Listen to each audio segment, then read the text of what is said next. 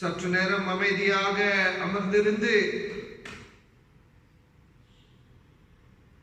கடவுளோடு திரும்பியும் நாங்கள் உறவாட இந்த முயற்சியை எடுக்கின்ற பொழுது கடவுளுடைய பிரசன்னத்தை நாங்கள் இருக்கும் இடத்தில் உணரும்படி சற்று நேரம் அமைதியில் கடவுளை உணர முயற்சி எடுப்போம்.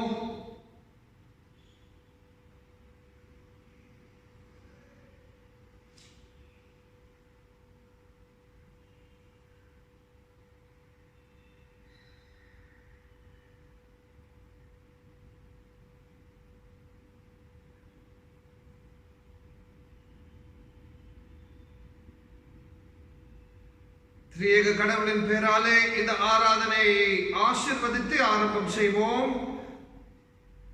ஜெபம் செய்வோமாக.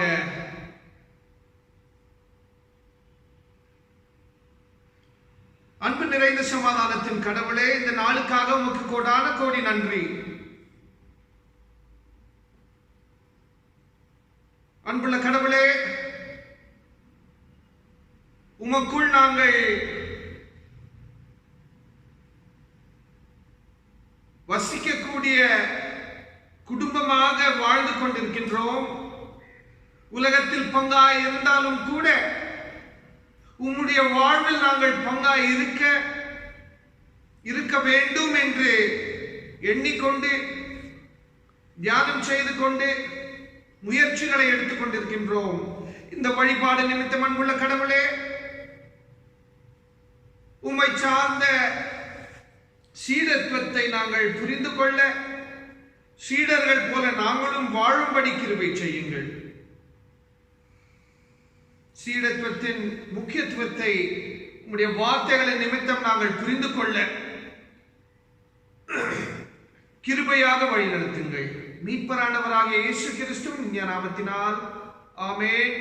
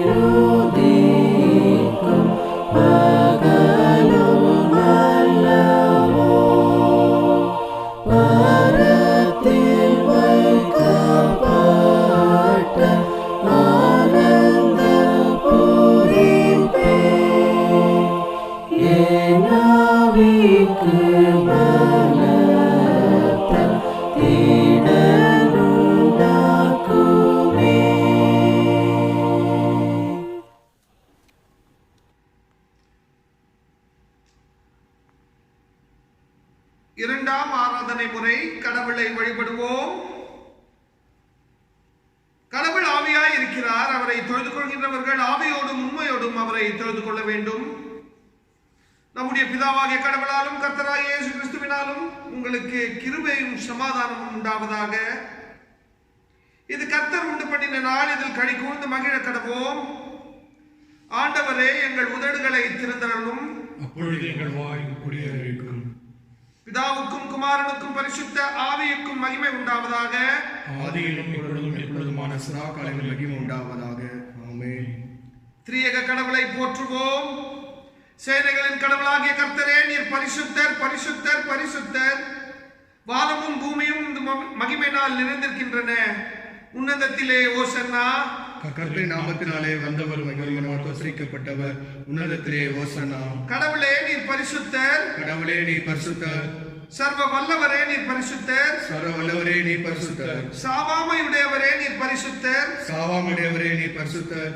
ஆண்டவரே, எங்களுக்காக சிலுவையில் அறையுண்ட எங்கள் மீட்பரே, எங்கள் மேல் கிருபையாயிரும். ஆண்டவரே, எங்களுக்காக சிலுவையில் அறையுண்ட மீட்பரே, எங்கள் மேல் கிருபையாயிரும். பரிசுத்த ஆவியாகிய ஆண்டவரே, எங்கள் மேல் கிருபையாயிரும். பரிசுத்த ஆவியாகிய ஆண்டவரே, எங்கள் மேல் கிருபையாயிரும். ஆண்டவரே, எங்கள் ஜெபங்களையும் இந்த ஆராதனை வேளையும் ஏற்றுக்கொண்டு எங்கள் மேல் கிருபையாயிரும். ஆண்டவரே, எங்கள் மேல் மனதுருகி எங்கள் மேல் கிருபையாயிரும். கடவுளை நோக்கி மன்னிப்புக்காக ஏங்குவோம். நமக்கு பாவம் இல்லை என்போமானால் நம்மை நாமே வஞ்சிக்கிறவர்களாகவும், நமக்குள் உண்மை இல்லை. நமது பாவங்களை அறிக்கையிட்டால் பாவங்களை நமக்கு மன்னித்து எவ்வித அநீதியும் நீங்க நம்மை சுத்திகரிப்பதற்கு அவர் நம்பத்தக்கதவரும் நீதியும் உள்ளவர். நான் எழுதி என் தகப்பனிடத்திற்கு போய், தகப்பனே, பரத்துக்கு விரோதமாகவும் உமது பார்வையிலும் நான் பாவம் செய்தேன். இனி உம்முடைய மகன் என்று சொல்வதற்கு நான் பாத்திரன் அல்லன். உம்முடைய கூலிக்காரர்களில் ஒருவனாக என்னை வைத்துக் கொள்ளும் என்பேன். கடவுளுடைய ராஜ்யம் சமீபத்திருக்கின்றது. மனம் திரும்பி சுவிசேஷத்தில் நம்பிக்கை வையுங்கள். நாம் மனத்தாழ்மையோடு நம்முடைய பாவங்களை கடவுளிடத்தில் அறிக்கை செய்வோமாக. எல்லோரும் இணைந்து முதலாம் பாவ அறிக்கை ஜெபத்தை சொல்லுவோம். சர்வ வல்லமையும் மிகுந்த இரக்கமுள்ள பிதாவே, தப்பிப்போன ஆடுகளைப் போல நாங்கள் உடைய வழிகளை விட்டு விலகி அழிந்து போனோம். எங்களிலிருந்து எத்தனையோ சிறுகளுக்கும் குடும்பங்களுக்கும் மிகவும் விலகி நடந்தோம். செய்யத்தக்கவைகளை செய்யாமல் செய்யத்தகாதவைகளை செய்து வந்தோம். எங்களுக்கு சுகமே இல்லை. ஆனாலும் ஆண்டவரே, தேவரீர் எங்கள் ஆண்டவராக இயேசு கிறிஸ்து மூலமாய் மனிதருக்காக செய்த வாக்குத்தத்தின்படி நிர்வாகியுள்ள குற்றவாளியாக இருக்கிறது. தப்பித அறிக்கை பொறுமையாயிரும். பாவத்திமித்தம் சிறுபடுத்தும் மிகவும் பிதாவே பரிசுத்தமாய் உண்டாகும்படி நாங்கள் இதய பக்தியும் நீதியும் தெளிந்த புத்தியும் உள்ளவர்களாய் நடந்து வர இயேசு கிறிஸ்து நிமித்தம் எங்களுக்கு கிருபை செய்தருளும். ஆமென். கடவுளிடத்திலிருந்து மன்னிப்பை பெற்றுக் கொள்ளலாம். சர்வ வல்லமையும் மிகுந்த இரக்கமும் உள்ள ஆண்டவர் மன்னிப்பையும் பாவ நிவர்த்தியையும் நமக்கு கட்டளை அருளி வாழ்க்கையை சீர்படுத்துவதற்கான காலத்தையும் தமது பரிசுத்த ஆவியின் கிருபையும் தேற்றுதலும் தந்தருள்வாராக. ஆமென். ஆண்டவரை துதியுங்கள். ஆண்டவர் நாமம் துதிக்கப்படுவதாக. இந்த நாளுக்குரிய கடவுளுடைய வார்த்தைகள் இப்பொழுது படிக்கப்படும்.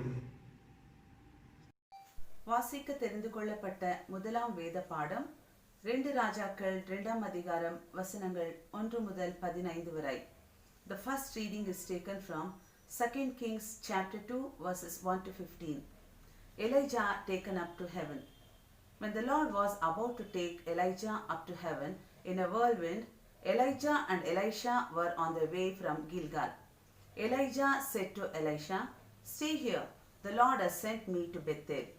But Elisha said, "As surely as the Lord lives, and as you live, I will not leave you." So they went down to Bethel. The company of the prophets at Bethel came out to Elisha and asked, "Do you know that the Lord is going to take your master from you today?" "Yes, I know," Elisha replied, "but do not speak of it." Then Elijah said to him, "Stay here, Elisha, the Lord has sent me to Jericho." And he replied, "As surely as the Lord lives, and as you live, I will not leave you." So they went to Jericho. The company of the prophets at Jericho went up to Elisha and asked him, "Do you know that the Lord is going to take your master from you today?" "Yes, I know," he replied, "but do not speak of it." Then Elijah said to him, "Stay here, the Lord has sent me to the Jordan." And he replied, "As surely as the Lord lives, and as you live, I will not leave you." So the two of them walked on. 50 men of the company of the prophets went and stood at a distance, facing the place where Elijah and Elisha had stopped at the Jordan. Elijah took his cloak, rolled it up, and struck the water with it. The water divided to the right and to the left, and the two of them crossed over on dry ground. When they had crossed, Elijah said to Elisha, "Tell me, what can I do for you before I am taken from you?" "Let me inherit a double portion of your spirit," Elisha replied. "You have asked a difficult thing," Elijah said. "Yet, if you see me when I am taken from you, it will be yours, otherwise not." As they were walking along and talking together, suddenly a chariot of fire and horses of fire appeared and separated the two of them, and Elijah went up to heaven in a whirlwind. Elisha saw this and cried out, my father, the chariots and horsemen of Israel." And Elisha saw him no more. Then he took hold of his own clothes and tore them apart. He picked up the cloak that had fallen from Elijah and went back and stood on the bank of Jordan. Then he took the cloak that had fallen from him and struck the water with it. "Where now is the Lord, the God of Elijah?" he asked. When he struck the water, it divided to the right and to the left, and he crossed over. The company of the prophets from Jericho who were watching said, "The spirit of Elijah is resting on Elisha." And they went to meet him and bowed to the ground before him. Here ends the reading. வாசிக்கும்படியாக கொடுக்கப்பட்ட 2ஆம் வேத பாடம் அப்போஸ்தலனாகிய பவுல் தீத்துவுக்கு எழுதின நிருபம் 2ஆம் அதிகாரம் வசனங்கள் 1 முதல் 15 முடிய. "நீயோ ஆரோக்கியமான உபதேசத்துக்கு கேட்டவைகளை பேசு. முதிர் வயதுள்ள புருஷர்கள் ஜாக்கிரதை உள்ளவர்களும் நல்லொழுக்கம் உள்ளவர்களும் தெளிந்த புத்தி உள்ளவர்களும் விசுவாசத்திலும் அன்பிலும் பொறுமையிலும் ஆரோக்கியமுள்ளவர்களுமாயிருக்கும்படி புத்தி சொல்லு. முதிர் வயதுள்ள ஸ்திரீகளும் அப்படியே பரிசுத்தத்துக்கு ஏற்ற விதமாய் நடக்கிறவர்களும் அவதூறு பண்ணாதவர்களும் மதுபானத்துக்கு அடிமைப்படாதவர்களுமாய் இருக்கவும். தேவ வசனம் தூஷிக்கப்படாத படிக்கும் பாலிய ஸ்திரீகள் தங்கள் புருஷரிடத்திலும் தங்கள் பிள்ளைகளிடத்தில் அன்புள்ளவர்களும் தெளிந்த புத்தியுள்ளவர்களும் கற்புள்ளவர்களும் வீட்டில் தரித்திருக்கிறவர்களும் நல்லவர்களும் தங்கள் புருஷருக்கு கீழ்ப்படுகிறவர்களுமாயிருக்கும்படி அவர்களுக்கும் படிப்பிக்கத்தக்க நற்காரியங்களை போதிக்கிறவர்களுமாய் இருக்கவும் முதிர் வயதுள்ள ஸ்திரீகளுக்கு புத்தி சொல்ல. அப்படியே பாலிய புருஷரும் தெளிந்த புத்தி உள்ளவர்களாய் இருக்கவும் நீ புத்தி சொல்லி நீயே எல்லாவற்றிலும் உன்னை நற்கிரியைகளுக்கு மாதிரியாய் காண்பித்து எதிரியானவன் உங்களை குறித்து பொல்லாங்கு சொல்கிறதற்கு ஒன்றுமில்லாமல் கேட்கப்படத்தக்கதாக உபதேசத்திலே விகற்பமில்லாதவனும் நல்லொழுக்கம் உள்ளவனும் குற்றம் பிடிக்கப்படாத ஆரோக்கியமான வசனத்தை பேசுகிறவருமாய் இருப்பாயாக. வேலைக்காரர் நம்முடைய இரட்சகராகிய தேவனுடைய உபதேசத்தை எல்லாவற்றிலும் அலங்கரிக்கத்தக்கதாக தங்கள் எஜமான்களுக்கு கீழ்ப்படிந்திருக்கிறது எதிர்த்து பேசாமல் எல்லாவற்றிலும் பிரியமுண்டாக நடந்து கொள்ளவும் திருடாமல் இருந்து சகல விதத்திலும் நல்லுண்மையை காண்பிக்கவும் புத்தி சொல்லு. ஏனெனில் எல்லா மனுஷருக்கும் இரட்சிப்பை அளிக்கத்தக்க தேவ கிருபையானது பிரசன்னமாகி நாம் அவபக்தியையும் லௌகிக இச்சையையும் வெறுத்து தெளிந்த புத்தியும் நீதியும் தேவ பக்தியும் உள்ளவர்களாய் உலகத்தில் ஜீவனம் பண்ணி நாம் நம்பி இருக்கிற ஆனந்த பாக்கியத்துக்கும் மகாதேவனும் நமது இரட்சகருமாகிய இயேசு கிறிஸ்துவனுடைய மகிமையின் பிரசன்னமாகுதலுக்கும் எதிர்பார்த்து கொண்டிருக்கும்படி நமக்கு போதிக்கிறது. அவர் நம்மை சகல அக்கிரமங்களிலிருந்து மீட்டுக்கொண்டு தமக்குரிய சொந்த ஜனங்களாகவும் நற்கிரியைகளை செய்ய பக்தி வைராக்கியம் உள்ளவர்களாகவும் நம்மை சுத்திகரிக்கும்படி நமக்காக தம்மை தாமே ஒப்பு கொடுத்தார். இவைகளை நீ பேசி போதித்து சகல அதிகாரத்தோடும் கடிந்து கொள். ஒருவன் உன்னை அசட்ட பண்ண இடம் கொடு இருப்பாயாக என்பதை வாசிக்கும்படியாக கொடுக்கப்பட்ட நிருபபாடம் வாசித்தாயிற்று.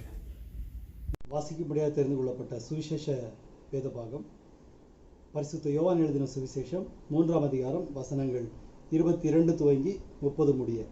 The Gospel according to St. John, chapter 3, verses from 22 to 30. இவைகளுக்கு பின்பு இயேசுவும் அவருடைய சீஷரும் யூதேய தேசத்திற்கு வந்தார்கள். அங்கே அவர்களோடு சஞ்சரித்து ஞானஸ்நானம் கொடுத்து வந்தார். சாலிம் ஊருக்கு சமீபமான ஐனோன் என்னும் இடத்திலே தண்ணீர் மிகுதியாயிருந்தபடியினால் யோவானும் அங்கே ஞானஸ்நானம் கொடுத்து வந்தான். ஜனங்கள் அவனிடத்தில் வந்து ஞானஸ்நானம் பெற்றார்கள். அக்காலத்தில் யோவான் காவலில் வைக்கப்பட்டிருக்கவில்லை. அப்பொழுது யோவானுடைய சிஷ்யரில் சிலருக்கும் யூதருக்கும் சுத்திகரிப்பை குறித்து வாக்குவாதம் உண்டாயிற்று.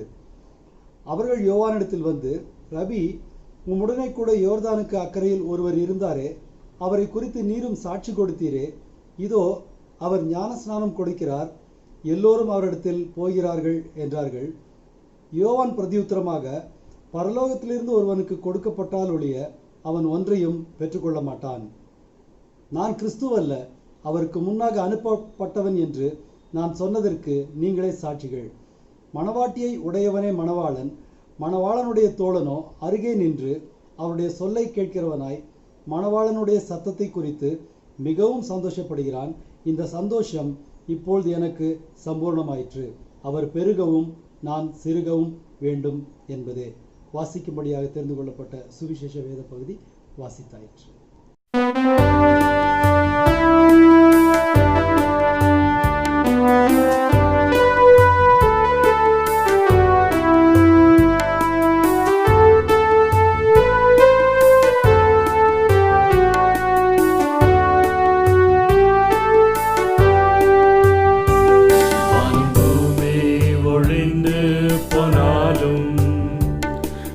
வார்த்தைகள் என்றும் மாறாதே.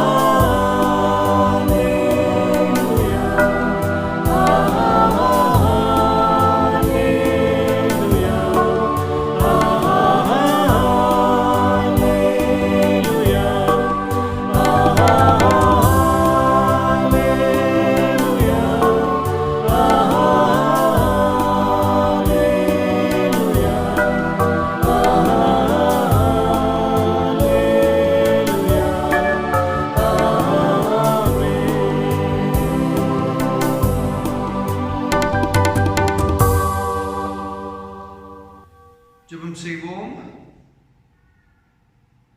படிக்கப்பட்ட வார்த்தைகளுக்காக உமக்கு கோடான கோடி நன்றி. அன்புள்ள கடவுளே, இந்த வார்த்தைகளுக்குள் நாங்கள் சீடத்துவத்தை எப்படி புரிந்து கொள்வது, அதை எப்படி பகிர்ந்து கொள்வது என்பதையும் கூட நாங்கள் புரிந்து கொள்ள உம்முடைய கிருபையின் நிமித்தம் நீங்கள் தான் வழிநடத்த வேண்டும். மீட்பரானவராகிய இயேசு கிறிஸ்துவின் இனிய நாமத்தினால் ஆமென். பிரியமானவர்களே, திரும்பியும் உங்கள் யாவரையும் இந்த முறையில் சந்திப்பது மிகவும் மகிழ்ச்சியை உண்டாக்கக்கூடிய ஒரு காரியமாக இருக்கின்றது. இன்றைக்கு நமக்கு கொடுக்கப்பட்டிருக்கின்ற தலைப்பு என்னவென்றால் சீடத்துவம், டிசைபிள்ஷிப் ஆஸ் விட்னஸ், சாட்சி பகிரக்கூடிய ஒரு சீடத்துவம். சீடத்துவத்தின் நிமித்தம் நாங்கள் கடவுள் சார்ந்த சாட்சியை, கிறிஸ்து சார்ந்த சாட்சியை எப்படி உணர முடியும், அதை எப்படி பகிர்ந்து கொள்ள முடியும் என்ற ஒரு சவால்தான். நாங்கள் வாழ்ந்து கொண்டிருக்கின்ற சூழல்கள் மிகவும் கொடூரமான சூழல்கள். இப்படி சொல்கின்ற வேளையில் இன்னொரு மிக முக்கியமான ஒரு காரியம் என்னவென்றால், திருமுறை எழுதப்பட்ட சூழல், திருமுறைக்குள் அடங்கியிருக்கின்ற வரலாற்று, அந்த வரலாற்று எழுதப்பட்ட சூழல், அந்த வரலாற்றின் சூழல் கவனமாக நாங்கள் பார்ப்போமானால் மிகவும் போராட்டத்துக்குரிய ஒரு சூழல் தான். கோரமான சூழல்களில் இந்த புத்தகம் எழுதப்பட்டிருக்கின்றது. இந்த புத்தகத்தில் இருக்கக்கூடிய அனைத்து பேரும் கோரமான சூழல்களில் வாழ்ந்து இருந்தாலும், தவறுகள் நடந்தாலும் கடவுளுடைய நியாயத்துக்காக போராடின சாட்சியை தான் நாங்கள் இந்த திருமுறையில் பார்த்து இருக்கின்றோம். பல வகையான சீடத்துவம்.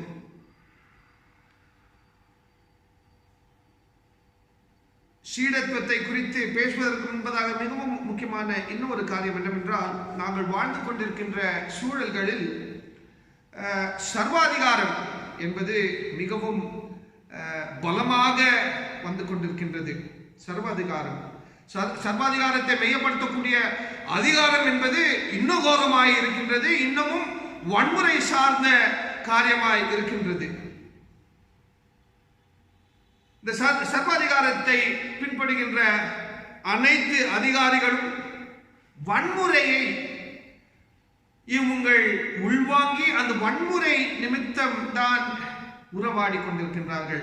சோ அந்த அடிப்படையில் சீடத்துவத்தை பார்ப்போமானால், அதிகாரம் என்ன சொல்கின்றதோ அதை செய்ய வேண்டும்.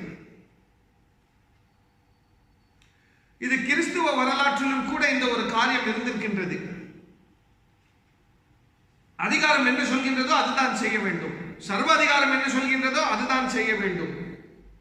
பொது என்று ஒரு சூழலிலும் கூட அதிகமான மக்கள் என்ன சொல்கின்றாரோ அதை தான் இந்த குறைவான நிலைமையில் இருக்கக்கூடியவர்கள், அதாவது இவங்க சொல்லக்கூடிய கருத்தை ஏற்றுக்கொள்ள முடியாத ஒரு சிறிய கூட்டம் ஏற்றுக்கொள்ள வேண்டும் என்ற ஒரு பக்தி முறையும் கூட இருந்திருக்கின்றது. இது அனைத்தையும் நாங்கள் மனதில் வைத்துக் கொண்டு சீடத்துவத்தை நாங்கள் யோசிப்பது மிகவும் முக்கியம். Discipleship according to Bible is critical. It is a critical engagement. சீடத்திற்குள் இருக்கக்கூடிய ஒரு மிக முக்கியமான ஒரு பங்கு என்னவென்றால் விமர்சிப்பது. To raise critical questions, to engage with criticality. இதுதான் மிக முக்கியம். விமர்சனத்துக்குள் இருப்பது, விமர்சிப்பது, அந்த விமர்சனத்தை ஒரு முன்போக்கு நிலைமைக்கு கொண்டு போவதுதான் சீடத்துவம். சீடத்துவம் என்பது உணரக்கூடிய ஒரு காரியம்.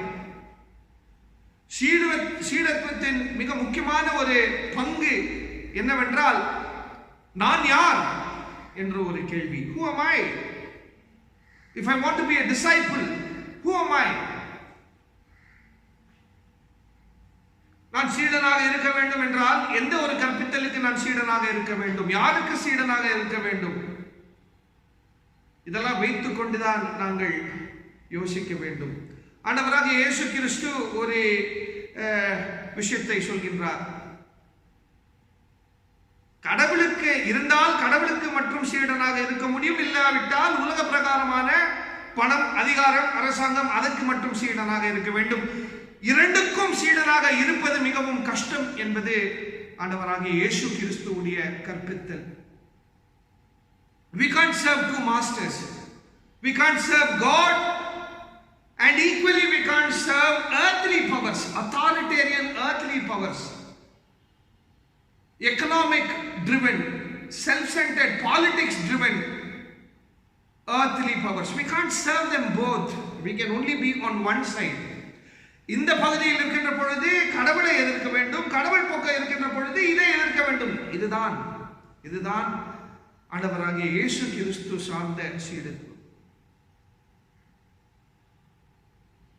யாக்கோபு அவர்களை பார்ப்போமானால் திருமுறையில் இவரு மல்ல யுத்தம் செய்யக்கூடிய நிலைமையில் இருக்கின்றார்கள். கடவுளோடு மல்ல யுத்தம் செய்யக்கூடிய ஒரு சீடத்துவம்.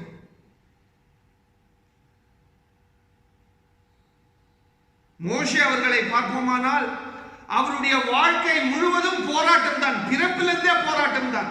யாக்கோபுடைய வரலாறும் கூட, யாக்கோபுடைய வாழ்வும் கூட போராட்டம் நிறைந்த ஒரு சீடத்துவம்.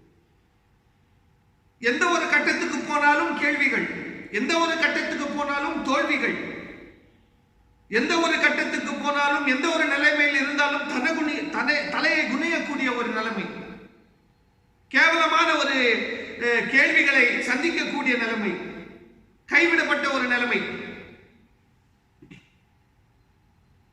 எலியா என்ற ஒரு தீர்க்கதரிசியும் கூட இப்படிப்பட்ட ஒரு போராட்டத்தில் தான் சீடத்துவத்தை புரிந்து கொண்டார்கள், அறிந்து கொண்டார்கள், உள்வாங்கினார்கள். படிக்கப்பட்ட முதலாம் பகுதியில் நாங்கள் பார்ப்போமானால் 2 ராஜாக்கள் 2ஆம் அதிகாரம், அதிலும் மிக முக்கியமாக 9வது வசனத்தில் இருந்து தொடங்கி 15வது வசனத்து வரைக்கும் நாங்கள் பார்ப்போமானால், எலியா அவர்கள் எலிஷாவை பார்த்து, என்னை நான் கடவுளிடத்திற்கு போய்விடுவேன், கடவுள் என்னை எடுத்துக்கொண்டு கொள்ள இருக்கின்றார், உனக்கு என்ன வேண்டும், what do you want என்ற கேள்விக்கு பதில், எலிஷாவுடைய பதில் என்னவென்றால், இரட்டிப்பான ஒரு ஆசீர்வாதம், இரட்டிப்பான ஒரு ஆவி எனக்கு வேண்டும். அப்போது எலியா அவர்கள் எலிஷாவை பார்த்து, நீ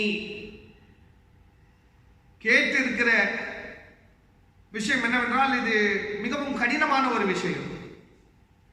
எப்படியோ சரி, இங்க என்ன நடக்குதோ அதை நீ பார்க்க வேண்டும், இதை பார்த்தால் மட்டும்தான் உனக்கு இந்த ஒரு ஆசீர்வாதம். சீடத்துவம் பார்ப்பது. புரிந்து கொள்ள முடியாத ஒரு சூழலில் நாங்கள் இருந்து நம்முடைய அறிவுக்கு அப்பாற்பட்ட ஒரு விஷயத்தை பார்ப்பது, அதை புரிந்து கொள்ள முயற்சி எடுப்பதும் கூட சீடத்துவம். புரிந்து கொண்ட விஷயம் ஒன்று, புரிந்து கொள்ள முடியாத ஒரு விஷயம் இன்னொன்று. இதை நாங்கள் பார்க்க வேண்டும். தெரியாத விஷயத்தை கற்றுக்கொள்ள புரிந்து கொள்ள முயற்சியை எடுக்க வேண்டும். இதுதான் சீடத்துவம். பிரியமானவர்களே,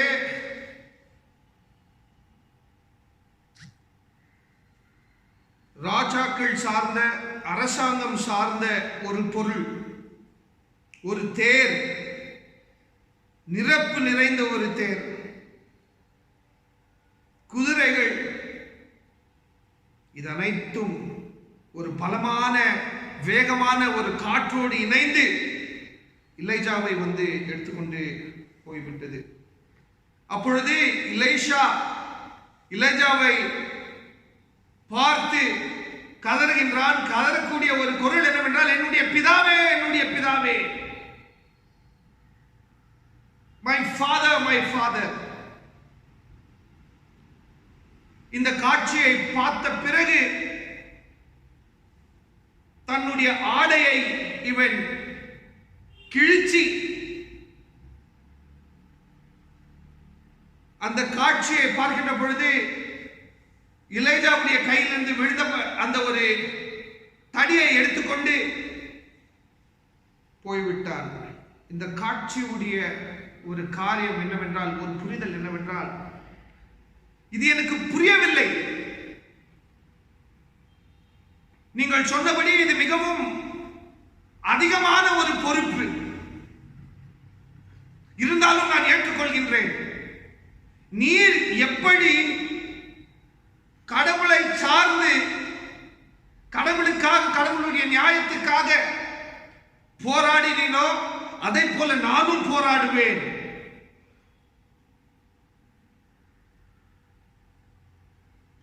வரலாற்று ஆரம்பத்துக்கு மோசே அவர்கள், விடுதலை வரலாற்றுக்கு மோசே அவர்கள் எப்படி காரணமாய் இருந்தார்களோ, புதிய ஆரம்பத்துக்கு எலியா அவர்கள் ஆரம்பமாய் இருந்திருக்கின்றார்.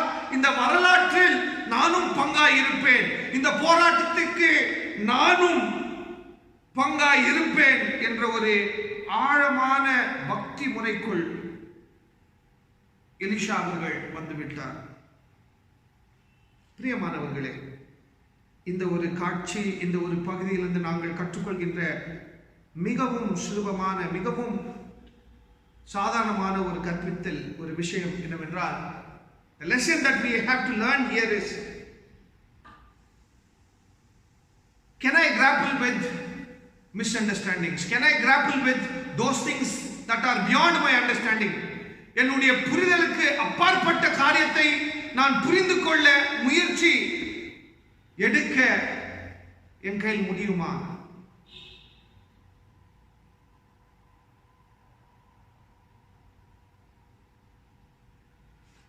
கிறிஸ்துவர்களாக திருமறையை படிக்கக்கூடிய சமூகமாக நாங்கள் இருந்திருக்கின்றோம். நமக்குள் ஒரு கற்பித்தல் இருக்கின்றது, நமக்குள் ஒரு புரிதல் இருக்கின்றது. இதையும் தாண்டி நமக்கு புரியாத சில காரியங்களை புரிந்து கொள்ள நாங்கள் முயற்சி எடுக்க தயாராக இருக்கின்றோமா என்ற ஒரு கேள்வி இந்த நேரத்தில் மிகவும் முக்கியம். Am I ready to grapple with difficult questions, difficult sight? இந்த வாரத்தில் நடந்த கோரமான ஒரு காரியம் எல்லோருக்கும் தெரியும். தூத்துக்குடியில் பல ஆண்டுகளுக்கு முன்பதாக சர்வாதிகாரத்தை மையப்படுத்தக்கூடிய போலீஸ் தூத்துக்குடி போராட்டத்தில், ஸ்டெர்லைட் என்ற ஒரு போராட்டத்தில் ஈடுபட்ட மக்களை போலீஸ் அவர்கள் சுட்டுக் கொண்டார்கள். அதே பட்டணத்தில், அதே ஊரில், அதாவது தூத்துக்குடி ஊரில் இன்னொரு மிகவும் கோரமான ஒரு காட்சி. ஒரு தந்தை, ஒரு மகன், இவங்க 2 பேரையும் போலீஸ் ஸ்டேஷனில் வைத்துக்கொண்டு எதிர்பார்க்க முடியாத ஒரு வன்முறையில் இவங்களை கொடுமைப்படுத்தி கொலை செய்தவங்க கண்டிப்பா இந்த சர்வாதிகாரம் நிமித்தம் காப்பாற்றப்பட்டு அவங்க நல்லதா இருப்பாங்க. ஆனா இப்படிப்பட்ட கொடூரமான காரியங்கள் நடந்து கொண்டே இருக்கும். பல கிராமத்தில் ஒடுக்கப்பட்ட கூட்டத்தை இதையும் தாண்டி மிகவும் மோசமான வன்முறை நிமித்தம் அவங்களோடு உறவாடக்கூடிய ஒரு வரலாற்றும் கூட நமக்கு தெரியும்.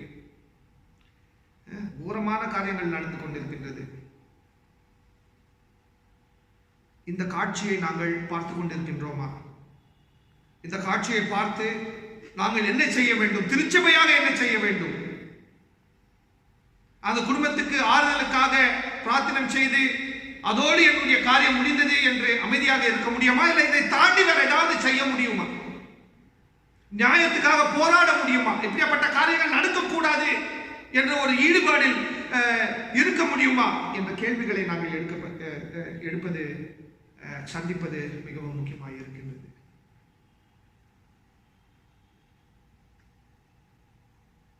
இரண்டாவதாக, பிரியமானவர்களே,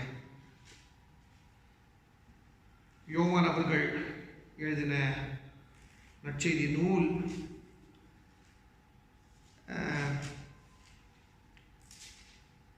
இந்த யோவான் நற்செய்தி நூல் பிரகாரம் இயேசுவை கடவுளுக்கு ஒப்பாய் வைத்து விடுவார். 1ஆம் அதிகாரத்தில் 1ஆம் வசனத்திலே வார்த்தைக்கு வார்த்தையாய் கடவுளாய், இது அனைத்தும் இயேசுதான், இது அனைத்தும் கிறிஸ்து தான் என்று ஒரு மிகவும் உயர்ந்த கிறிஸ்து சார்ந்த இறையலை எழுதிவிட்டு அதன் பிறகு கிறிஸ்து என்று அழைக்கப்பட்ட இயேசு உடைய போராட்டத்தை குறித்து, இயேசுடைய வரலாற்றை குறித்து, இயேசுடைய செயல்பாடுகளை குறித்து எழுத இருக்கின்றார். அதாவது எடுத்த உடனே ஒரு உயர்ந்த நிலைமையில் வைத்துவிட்டு அதன் பிறகு இயேசு அவர் ஈடுபட்ட அனைத்து காரியங்களையும் எழுத இருக்கின்றார். இதுடைய அர்த்தம் என்னவென்றால், உலக பிரகாரமான போராட்டத்தின் நிமித்தம் தான் இவருக்கு இந்த உயர்ந்த ஒரு ஸ்தானம்.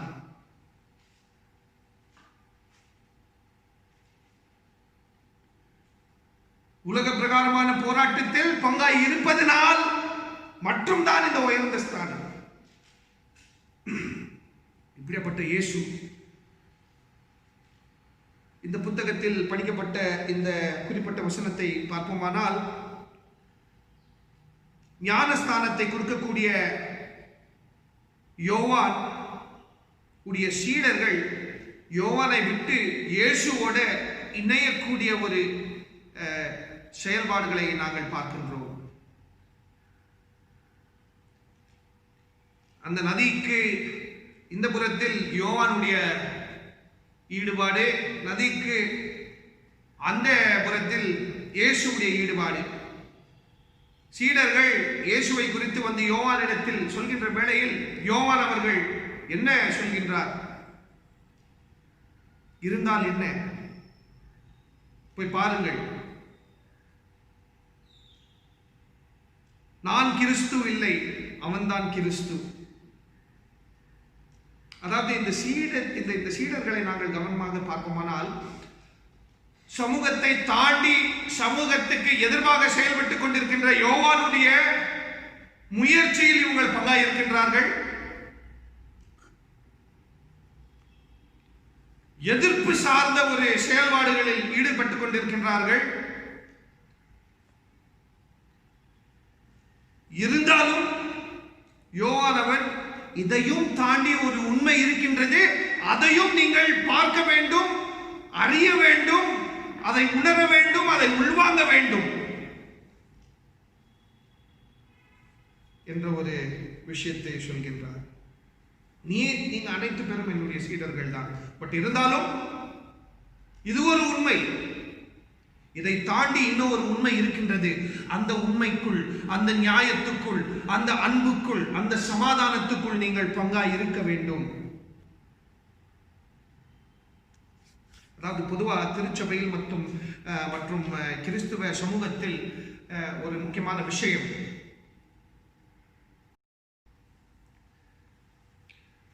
என்னன்னு பார்த்தீங்கன்னா, இயேசுவை ஏற்றுக்கொண்டு இயேசுவுடைய சீடனாக வாழ்ந்து விட்டால் நீங்கள் யாவரும் சந்தோஷமாய் இருப்பீர்கள். உங்க மன கவலைகள் அனைத்தும் போய்விடும், ஐஸ்வர்யம் வந்து உங்களுக்கு சேர்ந்துவிடும், உலக பிரகாரமான அனைத்து ஆசீர்வாதங்களும் உங்களுக்கு வந்துவிடும், அந்த ஆசீர்வாதங்களை நீங்கள் திருச்சபையோடு பகிர்ந்து வாழ முடியும் என்ற ஒரு கற்பித்தல். இதையும் தாண்டி இன்னும் ஒரு கற்பித்தல் இருக்கின்றது. இயேசுவை நம்பி இயேசுவுக்காக ஜீவிக்கக்கூடிய ஒரு சமூகம், இயேசுவுடைய அன்பை புரிந்து கொண்டு அந்த அன்பை வெளிப்படுத்த வேண்டும் என்ற ஒரு போராட்டத்தில் இருக்கக்கூடியவர்கள், அந்த நியாயத்துக்குள் இருக்கக்கூடியவர்கள் சந்தோஷமாய் இருக்கவே வாய்ப்பில்லை. இந்த உண்மைக்குள் நாங்கள் பிரவேசிக்க முயற்சிகளை எடுக்க முடியுமா?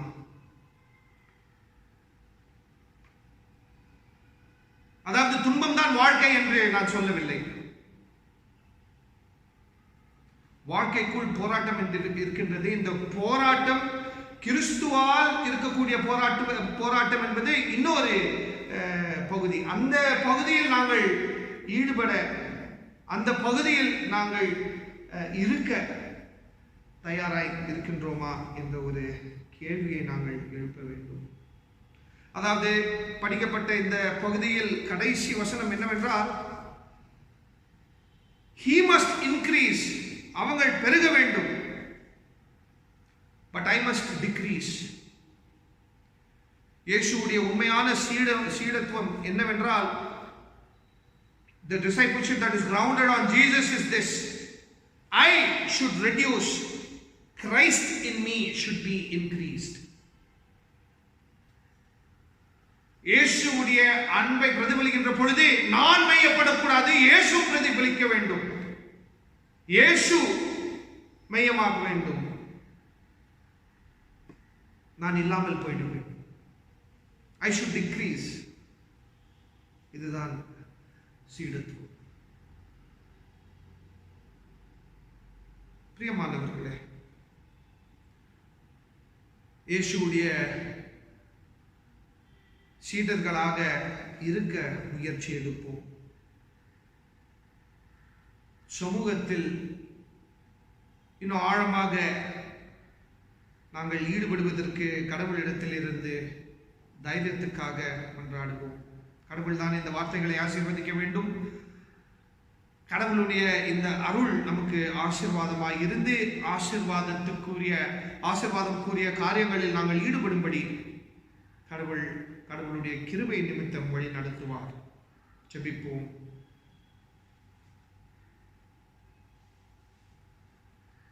அன்பு நிறைந்த சமாதானத்தின் கடவுளே, உடைய சீடர்களாக நாங்கள் இருக்க முயற்சிகளை எடுத்துக்கொண்டிருக்கின்றோம். இந்த முயற்சிகளை அறிந்திருக்கின்ற கடவுள், இந்த முயற்சிகளில் அன்புள்ள கடவுளே, நீங்கள் மட்டும்தான் நமக்கு பக்கபலமாக இருந்து வழிநடத்தும்படி போராட்டம் நிறைந்த வாழ்க்கையில் ஈடுபட்ட ஆண்டவராக இயேசு கிறிஸ்துவின் நாமத்தில் மன்றாடுகின்றோம். அன்புள்ள கடவுளே, ஆமென். நாம் யாவரும் எழுந்து நின்று அப்போஸ்தல விசுவாச பிரமாணத்தை நாம் இணைந்து சொல்லுவோம். வானத்தையும் பூமியையும் படைத்து சர்வ வல்லமையுள்ள பிதாவாகிய தேவனை விசுவாசிக்கிறேன். அவருடைய ஒரே குமாரனாகிய நம்முடைய நாதர் இயேசு கிறிஸ்துவையும் விசுவாசிக்கிறேன். அவர் பரிசுத்த ஆவியினாலே கன்னிமரிடத்தில் உட்பவித்து பிறந்தார். பொந்திய பிலாத்தின் காலத்தில் பாடுபட்டு சிலுவையில் அறையுண்டு மரித்து அடக்கம் பண்ணப்பட்டு பாதாளத்தில் இறங்கினார். மூன்றாம் நாள் மரித்தோரிலிருந்து எழுந்தருளினார். பரமண்டலத்துக்கு ஏறி சர்வ வல்லமையுள்ள பிதாவாகிய தேவனுடைய வலது பார்சத்தில் விற்றிருக்கிறார். அவ்விடத்திலிருந்து உயிருள்ளோரையும் மரித்தோரையும் நியாயந்திருக்க வருவார். பரிசுத்த ஆவியை விசுவாசிக்கிறேன். பொதுவாக இருக்கிற பரிசுத்த சபையும் பரிசுத்தனுடைய ஐக்கியமும் பாவ மன்னிப்பும் சரீர உயிர்த்தெழுதலும் நித்திய ஜீவனம் என்று விசுவாசிக்கிறேன். ஆமேன். ஜெபம் செய்வோம். கர்த்தர் உங்களோடு கூட இருப்பாராக. அவர் உமது ஆவியோடு இருப்பாராக. கர்த்தாவே எங்களுக்கு இரங்கும். கிறிஸ்துவே எங்களுக்கு இரங்கும். கர்த்தாவே எங்களுக்கு இரங்கும். பரமண்டலங்களில் இருக்கிற எங்கள் பிதாவே, உம்முடைய நாமம் பரிசுத்தப்படுவதாக, உம்முடைய ராஜ்யம் வருவதாக, உம்முடைய சித்தம் பரமண்டலத்திலே செய்யப்படுவது போல பூமியிலேயும் செய்யப்படுவதாக. அன்றன்றுள்ள எங்கள் அப்பத்தை எங்களுக்கு இன்று தார். எங்களுக்கு விரோதமாய் குற்றம் செய்கிறவர்களை நாங்கள் மன்னிக்கிறது போல எங்கள் குற்றங்களை மன்னியும். எங்களை சோதனைக்குள் பிரவேசிக்க பண்ணாமல் தீமை நின்று ரட்சித்தீர்களும். ராஜ்யமும் வல்லமையும் மகிமையும் என்றென்றைக்கு முடிவுகளே. ஆமேன். ஆண்டவரே, உமது இரக்கத்தை எங்களுக்கு காண்பியும். உம்முடைய ரட்சிப்பை எங்களுக்கு அருள் செய்யும். ஆண்டவரே, எங்களை ஆள்பவர்களை வழிநடத்தும். அவர்களுக்கு வரத்திலிருந்து வரும் ஞானத்தை கொடுத்தருளும். உம்முடைய பணிவிடக்காரருக்கு நீதியை திருப்பியும். நீர் தெரிந்து கொண்ட ஜனத்தை சந்தோஷப்படுத்தும். ஆண்டவரே, உமது ஜனத்தை ரட்சியும். உம்முடைய சுத்தத்தை ஆசீர்வதியும். ஆண்டவரே, எங்கள் காலத்தில் சமாதானத்தை தந்தருளும். தேவரீரே அல்லாமல் உலகத்தை ஆள்பவர் வேறு ஒருவரும் இல்லை. கடவுள் எங்கள் இருதயங்களை சுத்திகரியும். உம்முடைய பரிசுத்த ஆவியை எங்களிடத்தில் இருந்து எடுத்துக்கொள்ளாதேயும். ஆமென்.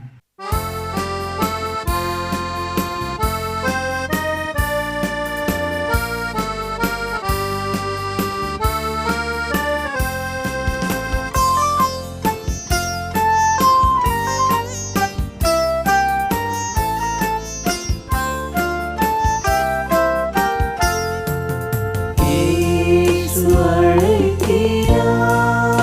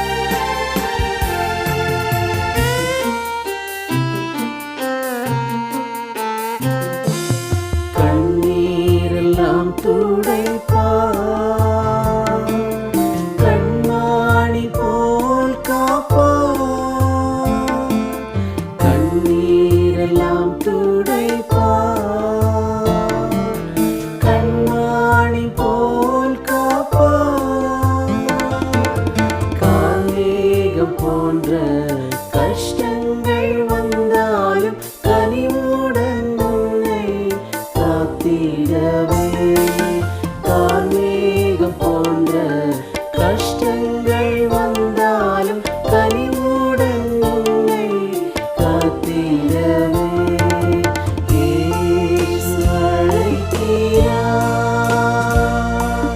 இயேசு அழைக்கிறார். ஆவலாய் உன்னை தம் கரங்கள் நீட்டி இயேசு அழைக்கிறார். ஆவலாய் உன்னை தம் கரங்கள் நீட்டி இயேசு அழைக்கிறார்.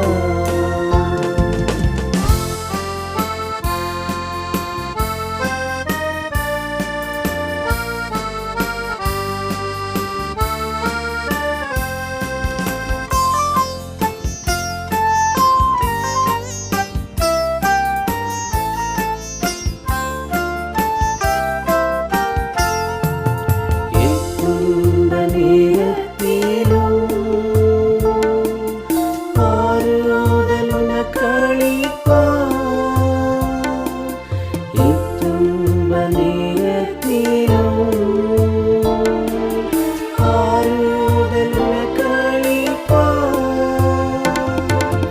என்று உணர்ந்து நீ இயேசுவை நோக்கினால் எல்லையில்லா இன்பம் பெற்றிடுவார். என்று உணர்ந்து நீ இயேசுவை நோக்கினால் எல்லையில்லா இன்பம் பெற்றிடுவார். இயேசு அழைக்கிறார், இயேசு அழைக்கிறார். ஆவலாய் உன்னை தம் கரங்கள் நீட்டி இயேசு அழைக்கிறார்.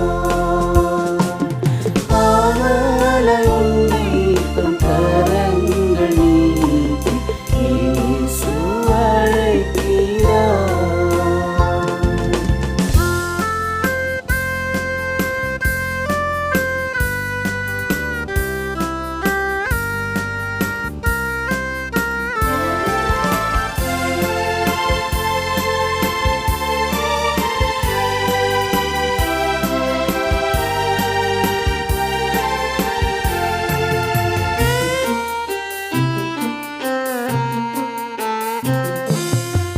சோர்வடையும் நேரத்தில் தேவன் உனக்களிப்பார். சோர்வடையும் நேரத்தில் தேவன் உனக்களிப்பார். யாராயிருந்தாலும் வேதங்கள் இன்றி கிருபையாய் அன்பை அளித்திடவே. யாராயிருந்தாலும் வேதங்கள் இன்றி கிருபையாய் அன்பை அளித்திடவே. இயேசு அழைக்கிறார், இயேசு அழைக்கிறார். ஆவலாய் உன்னை தம் கரங்கள் நீட்டி இயேசு அழைக்கிறார். ஆவலாய் உன்னை தம் கரங்கள் நீட்டி இயேசு அழைக்கிறார்.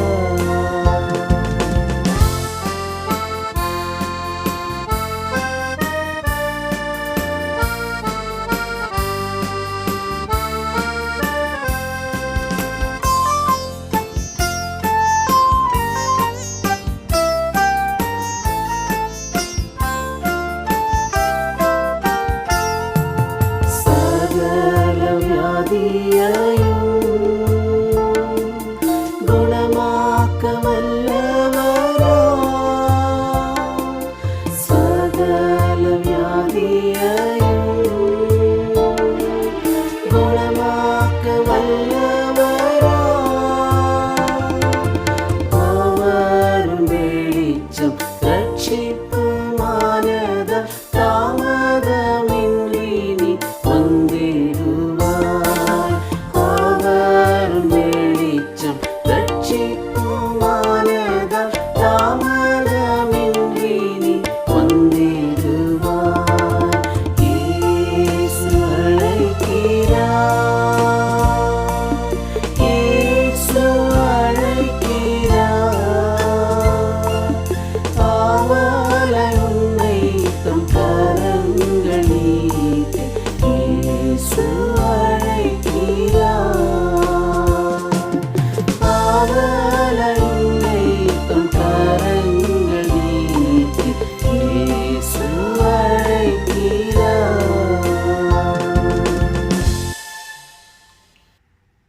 எல்லோரும் இணைந்து சொல்லலாம். என் ஆத்துமாவே கர்த்தரை ஸ்தோத்திரி, என் முழு உள்ளமே பரிசுத்த நாமத்தை ஸ்தோத்திரி.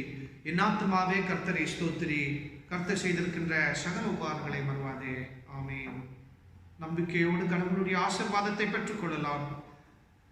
3 பேராக இருந்தாலும் ஒன்றாக வசிக்கின்ற திரியேக கடவுளுடைய அன்பும் சமாதானமும் ஐக்கியமும் வழி நடத்துதலும் இப்பொழுதும் எப்பொழுதும் சதா காலங்களிலும் நம் யாவரோடும் நிலைத்திருப்பதாக. ஆமென்.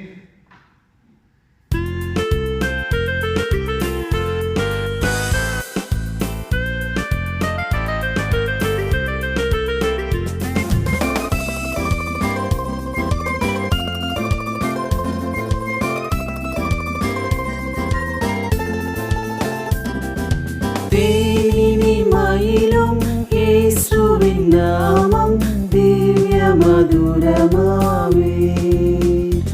அதை தேடி நாடி ஓடி வருவாய் தினமும் நீ மனமே. தேனினிமையிலும் இயேசுவின் நாமம் திவ்ய மதுரமாமே.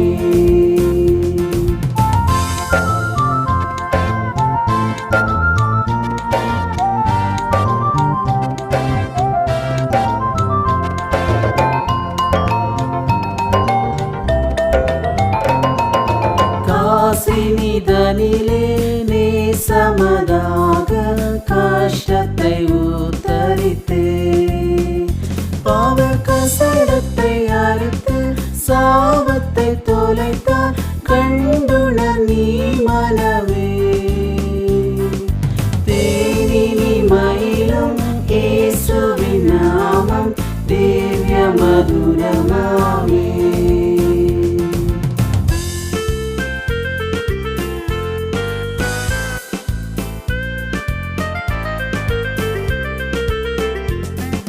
பாவியை மீட்க தாவியை உயிரை தாமே ஈந்தவராம்.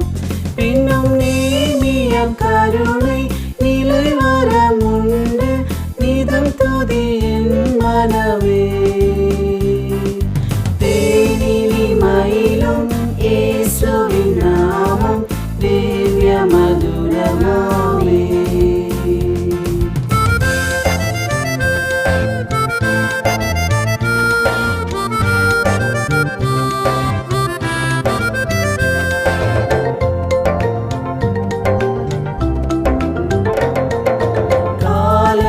பனி போல் மாயமாய் உலகம் உபாயமாய் நீங்கிவிடும். என்றும் கர்த்தரின் பாதம் நிச்சயம் நம்பு கருத்தாய் நீ மனமே. தேனினிமையிலும் இயேசு மதுரமாமே.